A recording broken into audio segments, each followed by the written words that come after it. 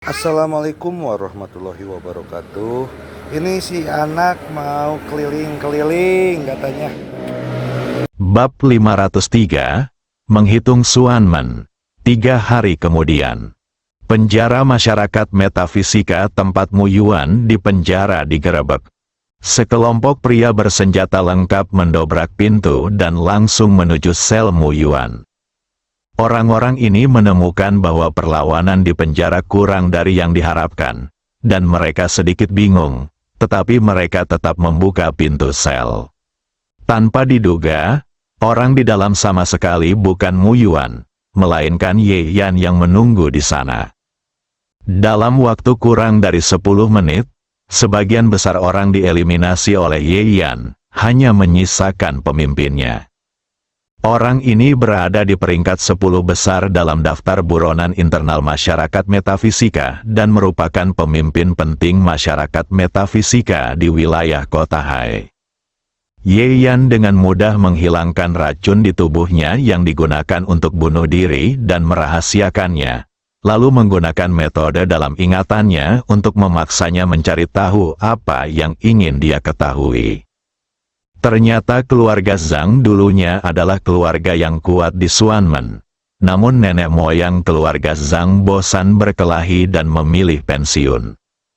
Setelah berdirinya Republik Rakyat Tiongkok, Suanmen menjadi terbiasa tidak bermoral, sehingga ditindas oleh pejabat Tiongkok.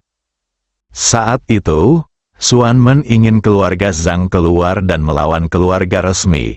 Bagaimanapun, keluarga Zhang adalah keluarga kaya, dan tentakelnya telah menyebar ke seluruh Tiongkok dan bahkan luar negeri. Tapi semua orang di klan Zhang telah mengetahui sifat penjahat Suanmen dan tidak ingin terlibat lagi, jadi mereka menolaknya. Suanmen sangat ditekan oleh para pejabat, sehingga keluarga Zhang selalu diyakini mengkhianati Suanmen.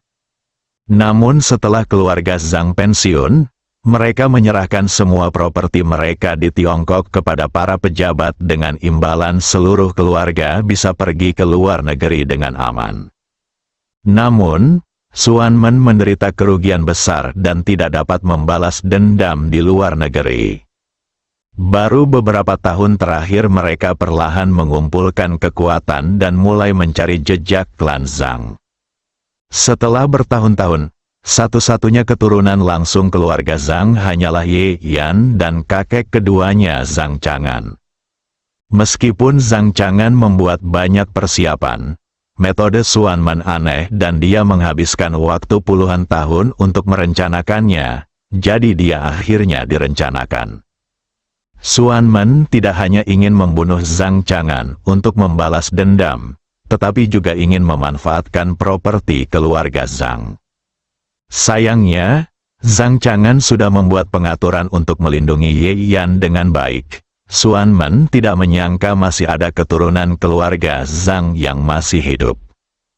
Ye Yan juga mengetahui bahwa Suanmen telah berkomplot melawan Alfred baru-baru ini, dan bahkan Zhang Chuxue adalah target mereka. Li Wanxiang terkejut. Alasan mengapa Suanmen tidak dapat membunuh orang selama bertahun-tahun adalah karena ada racun di dalamnya yang dapat merahasiakannya. Tanpa diduga, Ye Yan sebenarnya punya cara untuk mengatasi racun ini. Sekarang, dengan pemimpin Suanmen dan banyak rahasia yang terungkap, Li Wanxiang segera memutuskan untuk mengambil tindakan terhadap Suanmen. Dia menyampaikan informasi tersebut ke kantor pusat di ibu kota, dan pejabat tinggi masyarakat metafisika segera memulai persiapan dengan cara yang sangat rahasia. Karena dia mengetahui bahwa Suanmen akan mengambil tindakan terhadap Alfred, dan bahwa dia akan menggunakan metode yang mirip dengan metode Mu Yuan dalam memurnikan energi batin boneka untuk mengendalikan Alfred. Ye Yan segera memutuskan untuk terbang ke Inggris dan memancing ular itu keluar dari lubangnya. Konsorsium Zhang memiliki pengaruh yang besar, dan Suanmen adalah organisasi yang selalu egois, berbahaya, dan licik. Oleh karena itu, jika Alfred berhasil dikendalikan, pejabat tinggi Xuanmen pasti akan muncul demi keuntungan mereka sendiri. Kembali ke kediaman Ye Yan mengucapkan selamat tinggal pada Tuan Ye dan Ye Yunlan. Inggris, Istana Zhang. Kedatangan Ye Yan membuat Alfred sangat gembira. Setelah mengetahui kebenaran tentang pembunuhan Zhang Chang'an, pengurus rumah tangga tua itu dengan tegas setuju untuk menggunakan dirinya sebagai umpan tanpa mengucapkan sepatah kata pun. Dia juga mengatakan bahwa ada beberapa aktivitas mencurigakan di dekat Zhang's Manor baru-baru ini. Pada malam hari, sekelompok orang mengintai di dekat kediaman Zhang, mengamati bagian dalam istana dengan teropong berkekuatan tinggi. Aura orang-orang ini aneh, dan mereka mengenakan jubah yang memancarkan rasa dingin. Dengan benda ini, apapun jenis penglihatan malam atau detektor inframerahnya, mereka tidak dapat menemukan lokasinya. Lokasi orang tua itu telah ditemukan, kata seorang pria bermata segitiga. Pria botak lainnya tersenyum jahat. Sialan, aku sudah lama bersembunyi seperti tikus. Saat aku mengambil alih istana ini, aku akan bersenang-senang di dalamnya. Saat ini, seorang pria kekar berkata dengan dingin. Oke, pemimpin sekte dan kedua penjaga menjalankan misi ini dengan sangat serius. Tolong beri saya perhatian. Penguasa Xuanmen adalah pemimpin tertinggi, dan ada dua penjaga di bawahnya. Pria kekar dan kelompoknya adalah prajurit pribadi yang secara langsung berada di bawah master sekte, dan mereka dipilih sebagai kelompok paling kuat di antara sekte tersebut, jadi mereka dikirim untuk melakukan tugas ini. Pria kekar itu jelas yang terkuat, jadi ketika dia berbicara, dua orang lainnya tampak menyusut. Jangan gugup bos, kali ini kita punya jubah kulit yin. Bahkan peralatan pendeteksi di Manor tidak bisa melihat kita. Dengan cara menenangkan kita, kita bisa dengan mudah menurunkannya.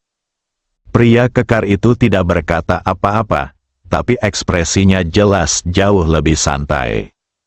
Jubah kulit yin ini adalah sesuatu yang diturunkan dari zaman kuno dan dapat dengan mudah memblokir sebagian besar metode deteksi. Jika misi ini tidak terlalu penting, pemilik sekte tidak akan bersedia mengeluarkannya. Mereka bertiga menyelinap ke Manor bersama anak buahnya.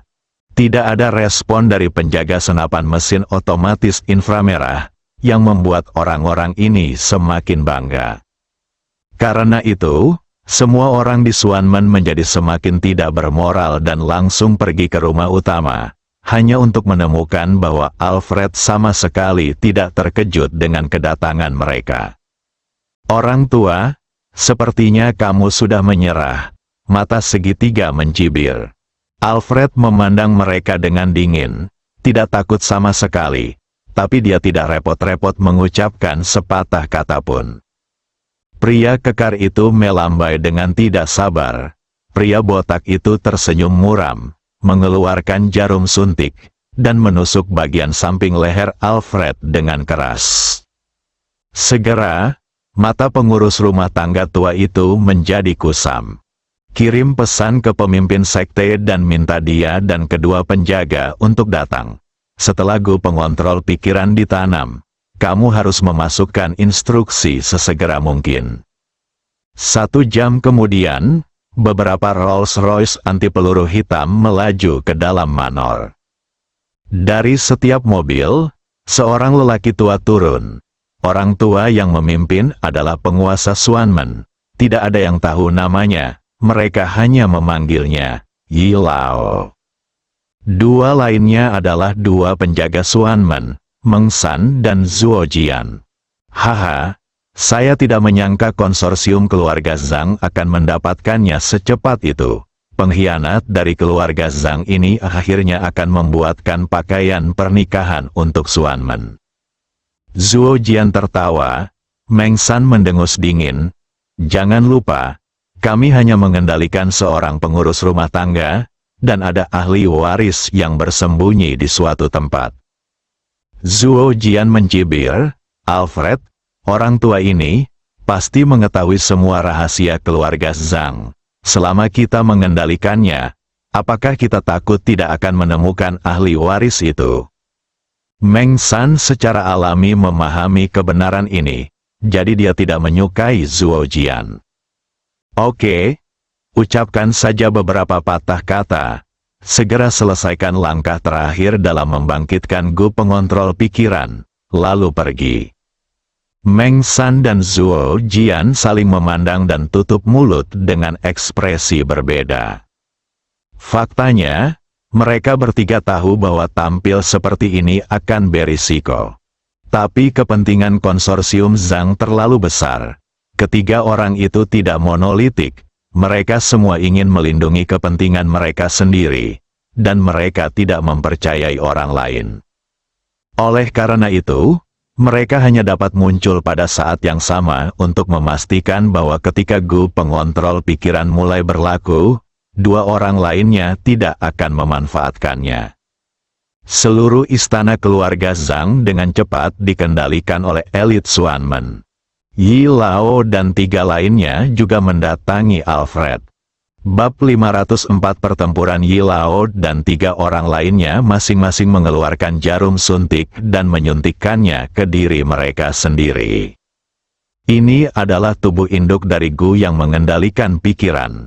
Selanjutnya, selama mereka memberikan instruksi kepada Alfred menggunakan frekuensi khusus, mereka bertiga dapat sepenuhnya mengendalikan kepala pelayan tua itu. Terlebih lagi, setelah menyelesaikan Gu pengontrol pikiran, Alfred tidak akan bisa melihat kelainan apapun pada penampilannya, seolah-olah pikirannya telah dipelintir. Setelah penyuntikan selesai, mereka bertiga bergantian menyanyikan nyanyian aneh. Ini adalah metode rahasia Xuanmen untuk mengendalikan Gu yang mengendalikan pikiran. Setelah beberapa saat, Yi Lao dan yang lainnya berhenti dengan keringat di dahi mereka. Cara ini juga berada pada level yang sangat tinggi pada zaman dahulu, sehingga tidak mudah untuk digunakan. Namun mereka bertiga juga memiliki senyuman santai di wajah mereka. Akhirnya selesai. Ya, selanjutnya, ini adalah waktu bagi Xuanmen saya untuk memamerkan ambisi besarnya. Meng San juga berkata. Meskipun Yi Lao tidak berkata apa-apa, ambisi muncul di matanya. Dia mengangkat tangannya untuk menenangkan dua orang lainnya, tapi nadanya sendiri juga berkata dengan tidak sabar. "Alfred, mulai hari ini, kamu adalah anjing setia Xuanmen, dan kepentingan Xuanmen harus menjadi prioritas utamamu dalam segala hal." Setelah dia selesai berbicara, respon yang dia dapatkan hanyalah diam. Yi Lao menunjukkan sedikit keterkejutan. Secara logika, pengurus rumah tangga tua itu harus segera membalas dan menyatakan penyerahannya. Dia menoleh untuk melihat pria kekar itu. "Apakah Anda yakin telah menyuntiknya dengan serangga pengontrol pikiran?" Pria kekar itu segera menundukkan kepalanya. "Ya, Tuan." Yi Lao mengerutkan kening dan mencoba lagi. Kali ini ada reaksi. Alfred mengangkat kepalanya sedikit dan berkata, "Tuan, berapa lama saya harus bermain dengan para idiot ini?" Semua orang di Xuanmen tercengang. Bukankah seharusnya orang tua ini dirasuki oleh racun pengontrol pikiran dan kehilangan kesadaran dirinya? Wajah Yi Lao sangat jelek. Dia menyadari bahwa segala sesuatunya berada di luar kendalinya. Saat ini, suara samar terdengar dari atas. "Aku melihatmu sedang tidak bersenang-senang, jadi aku tidak mengganggumu." Semua orang di Xuanmen tiba-tiba berbalik, hanya untuk menemukan seorang pria muda duduk dengan santai di atap. Orang-orang yang hadir semuanya adalah orang-orang dengan keahlian khusus. Mereka tidak membawa peralatan pengujian modern apapun, tetapi mereka yakin dengan keterampilan mereka sendiri. Tapi sekarang ada seseorang yang telah memperhatikanku dari atas entah sampai kapan tanpa mereka sadari. "Siapa kamu?" teriak pria kekar itu dengan marah. Tapi Yi Lao sudah menebak, orang tua ini memanggilmu tuan muda, dan kamu adalah sisa dari keluarga Zhang. Semua orang terkejut, dan kemudian banyak orang yang sangat gembira. Mereka telah mencari pewaris keluarga Zhang, dan hari ini dia benar-benar tiba di depan pintu rumah mereka. Yi Lao tahu bahwa dia telah jatuh ke dalam suatu skema, tetapi dia tidak panik. Untuk mendapatkan properti besar dari keluarga Zhang, dia membawa semua elit Xuanmen bersamanya.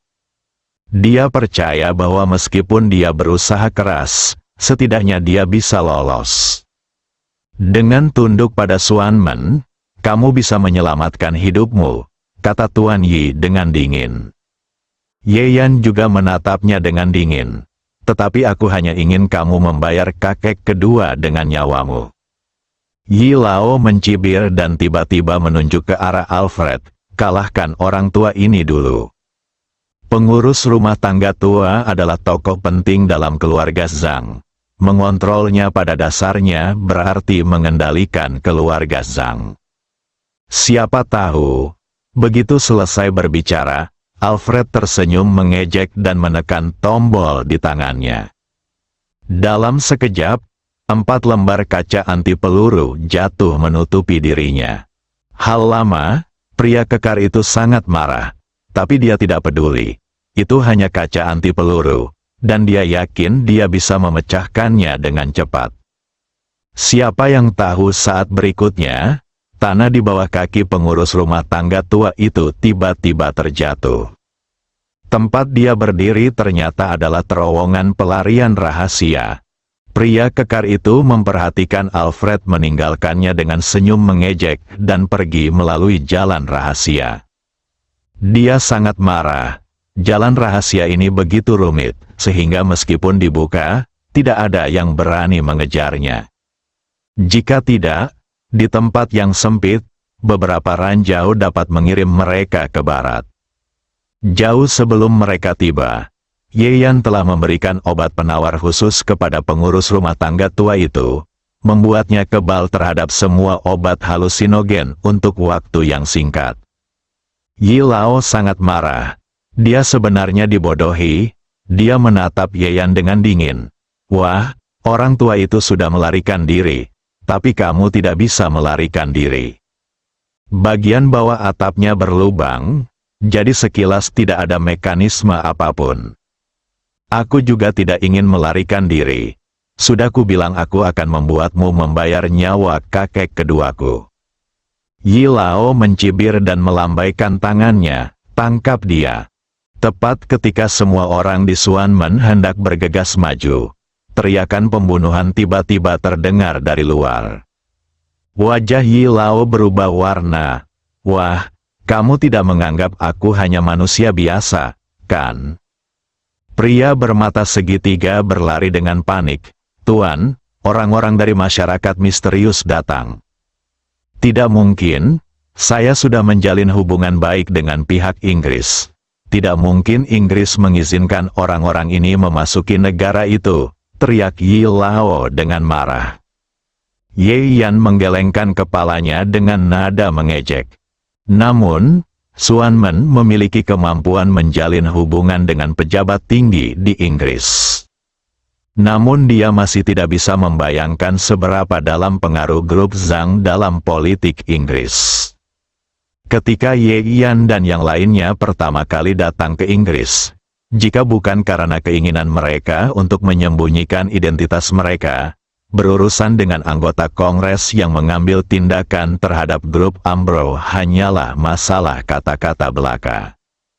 Oleh karena itu, mengizinkan orang-orang dari masyarakat misterius untuk pergi ke luar negeri hanya akan merugikan konsorsium Zhang dengan harga yang murah. Keserakahan membuat orang menjadi bodoh.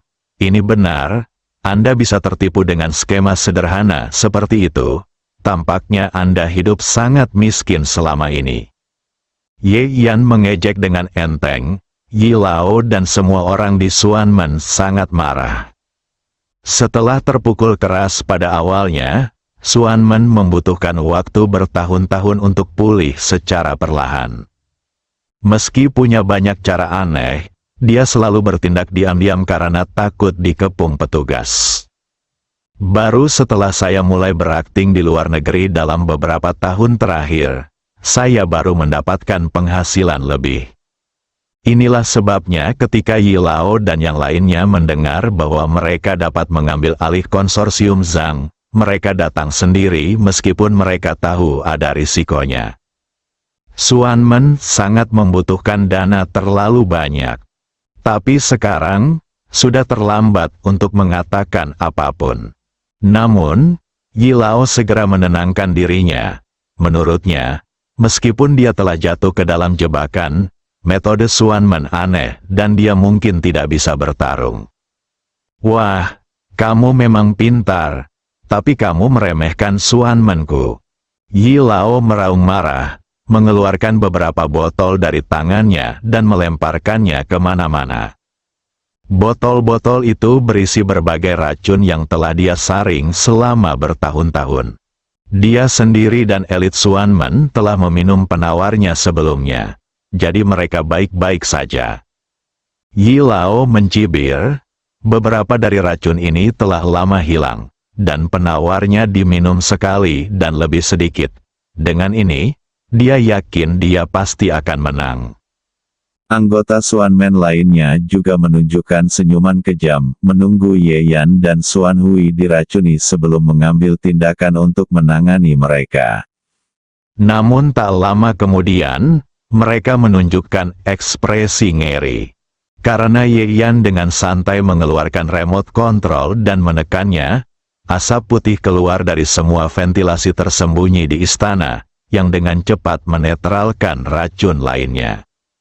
Ini adalah sejenis bubuk detoksifikasi universal dalam ingatan yang diwariskan, bahan obat yang dibutuhkan sangat berharga dan langka. Bahan tersebut juga merupakan bahan yang khusus dikirim dari ibu kota oleh masyarakat mistik untuk bekerja sama dengannya dalam melenyapkan Xuanmen. Bab 505 debu telah hilang sebelum semua orang di Xuanmen dapat bereaksi. Para prajurit dari masyarakat Xuanmen telah menyerbu masuk. Kedua belah pihak bertempur, dan orang-orang Xuanmen merasa ngeri saat mengetahui bahwa sebagian besar metode aneh mereka telah dikendalikan. Tentu saja ini adalah hasil karya Ye Yan. Dengan ingatannya yang diwariskan dan metode Xuanmen yang dibatasi hanya pada beberapa jenis saja, dan dengan dukungan materi dari masyarakat Xuanmen dengan segala cara, dia dapat dengan mudah mengambil tindakan pencegahan terlebih dahulu. Tanpa metode aneh itu, orang-orang Xuanmen pada dasarnya bukanlah tandingan masyarakat Xuanmen. Kekalahan segera dimulai. Melihat situasinya tidak baik, Yi Lao, Zhuo Jian, dan Meng San mengaktifkan taktik mereka, menyebabkan semua bawahannya mengamuk. Ini adalah rencana cadangan yang telah mereka persiapkan secara diam-diam sejak lama. Setelah amukan yang hebat, orang-orang ini tidak mengenal rasa sakit, tidak takut, dan sangat kuat. Ilmu gaib akan tertangkap basah dan ditindas untuk sementara waktu. Tepat ketika mereka bertiga mengambil kesempatan untuk melarikan diri dari pengepungan dan ingin pergi, sebuah sosok tiba-tiba melintas. Ye Yan berhenti di depan mereka pada suatu saat, dengan darah menetes dari tangannya. Meng San berlutut tak percaya, dengan lubang berdarah di hatinya. Yi Lao terkejut, dia sama sekali tidak melihat bagaimana Ye Yan membunuh orang. Yang berikutnya adalah kamu, Ye Yan menunjuk ke arah Zhuo Jian. Ekspresi Zhuo Jian berubah dan dia berbalik untuk berlari ke arah lain. Sosok itu muncul lagi, dia juga tertusuk jantungnya dan mati. Yi Lao memanfaatkan Ye Yan untuk membunuh Zhuo Jian dan berlari secepat yang dia bisa ke arah yang berlawanan dengan Ye Yan. Dia berlari untuk waktu yang lama dan sampai di sebuah gedung. Pada saat ini, terdengar suara terobosan di udara di belakangnya. Yi Lao tahu bahwa Ye Yan sedang mengejarnya, jadi dia segera masuk ke dalam gedung untuk bersembunyi. Setelah menunggu beberapa saat, dia menemukan bahwa tidak ada yang masuk, dan dia merasa lega untuk sementara. Monster macam apa anak itu? Yi Lao mengutuk, dia melihat sekeliling tanpa sadar. Kemudian saya sedikit terkejut saat mengetahui bahwa saya benar-benar datang ke aula duka. Pertama, ada foto hitam putih berukuran besar. Ekspresi Yi Lao tiba-tiba berubah. Itu adalah potret Zhang Chang'an. Entah kenapa, dia tiba-tiba merasakan kegelisahan yang kuat dan merasa bahwa ini bukanlah suatu kebetulan. Segera, dia ingin pergi dari sini. Tiba-tiba, sebuah suara terdengar dingin. "Kamu belum meminta maaf. Apakah kamu ingin pergi?" Yi Lao meraung, berbalik dan memukul balik dengan kecepatan yang tidak sesuai dengan tubuh lamanya. Tapi ternyata kosong, namun suara Ye Yan masih terdengar di belakangnya. "Kakek kedua, aku membawa pembunuhmu. Kamu mempunyai jiwa di surga. Jadi kamu harus memperhatikannya dengan cermat." Yi Lao sudah mengerti bahwa dia sengaja dibawa ke sini. Dia tahu bahwa dengan kecepatan Ye Yan, dia tidak mungkin bisa berlari lebih cepat darinya, jadi sebaiknya dia mencobanya. Tetapi ketika Yi Lao berbalik dan mencoba melawan, kakinya mati rasa dan dia jatuh berlutut. Kemudian dia merasa lemah dan turun. Pada pandangan pertama, sepertinya dia berdalih tentang status spiritual Zhang Chang'an. "Apa yang telah kamu lakukan?" teriak Yi Lao dengan marah. Ye Yan berkata dengan tenang, "Tentu saja aku memberimu racun. Bukankah kamu paling suka menggunakan racun? Bagaimana rasanya?"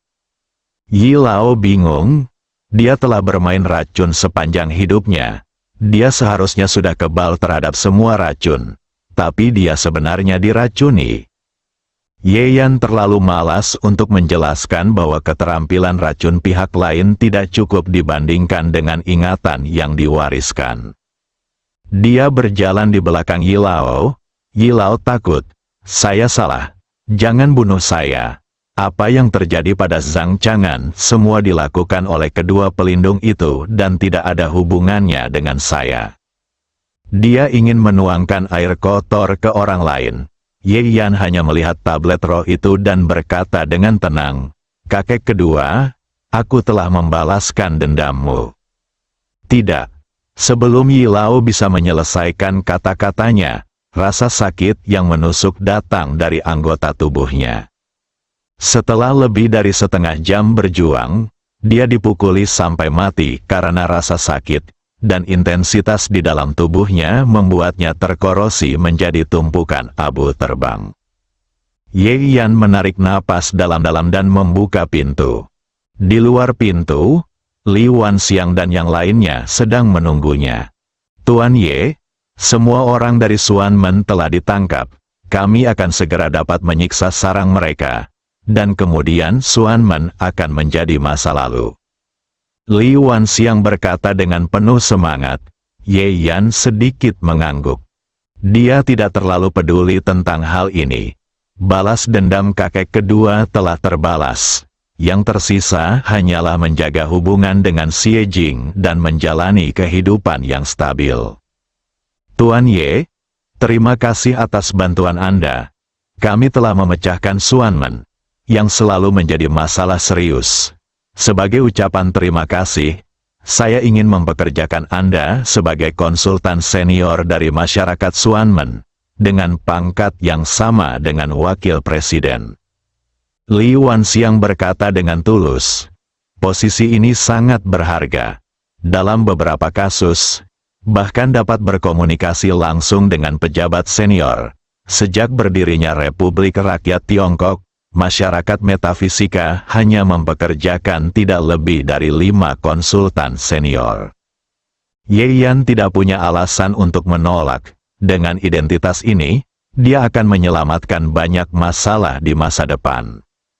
Sentuhan akhir diserahkan kepada Alfred. Ye Yan naik pesawat kembali ke Dongling. Setelah turun dari pesawat, ia merasa seperti berada di dunia lain. Meskipun dia baru pergi dari sini selama lebih dari sebulan, itu membuatnya merasa sangat nostalgia. Dia berjalan keluar dari bandara dan hendak naik taksi. Namun dia melihat sosok yang tinggi dan cantik. Ye Yan tertegun sejenak. "Xie Jing, kenapa kamu ada di sini?" Sentuhan kelembutan melintas di wajah Xie Jing yang awalnya dingin, tapi kemudian dia mendengus dingin. "Kenapa aku tidak bisa datang? Kenapa aku tidak bisa datang untuk mengantar suamiku pulang?" Ye Yan tercengang, dia tidak menyangka Xie Jing benar-benar akan mengatakan hal seperti itu. Adapun Xie Jing, dia menyadari bahwa dia sebenarnya telah menerima keberadaan Ye Yan setelah tidak bertemu dengannya selama 2 bulan. Selama periode ini, setiap kali dia menemui kesulitan, Ye Yan ada di sisinya, membantunya menemukan solusi dan mendukungnya. Setelah dia pergi, Xie Jing merasa tanpa kehadiran Ye Yan, pekerjaannya berjalan lancar, tetapi dia selalu merasa hampa. Xie Jing tahu bahwa dia mungkin jatuh cinta pada pria itu. Setelah dia ingin memahami hal ini, dia melihat kembali ke masa lalu dan menyadari betapa besarnya keluhan yang Ye Yan alami untuk dirinya sendiri. Dia jelas tidak lagi berguna, dan dia jelas cukup mampu, tapi dia selalu menolak untuk mengakuinya. Jadi, setelah mengetahui bahwa Ye Yan akan kembali hari ini, Xie Jing menyerahkan semua pekerjaannya dan datang ke bandara hanya untuk mengatakan sesuatu kepadanya secara langsung. "Ye Yan, mulai sekarang mari kita menjadi pasangan sejati." Ye Yan butuh beberapa detik untuk menyadari arti kalimat ini. Kegembiraan yang tak terkatakan muncul dari hati saya. Dia mengangguk dengan mata lembut. "Bagus." Xie Jing juga tahu apa maksudnya dan tersipu. Saat ini, Ye Yan tiba-tiba merasakan perasaan lega di hatinya. Rasanya seperti belenggu yang selama ini membebaniku menghilang. Tidak perlu dijelaskan, Ye Yan sudah mengerti. Saat Xie Jing menerimanya, dalih yang mengancamnya hilang. Mulai sekarang, tidak ada apapun dalam dirinya yang dapat membatasi dirinya. Ye Yan menarik napas dalam-dalam dan melangkah maju untuk memegang tangan Xie Jing. "Ayo pulang," katanya sambil tersenyum. Xie Jing mengangguk penuh semangat. "Oke, pulanglah." Tamat.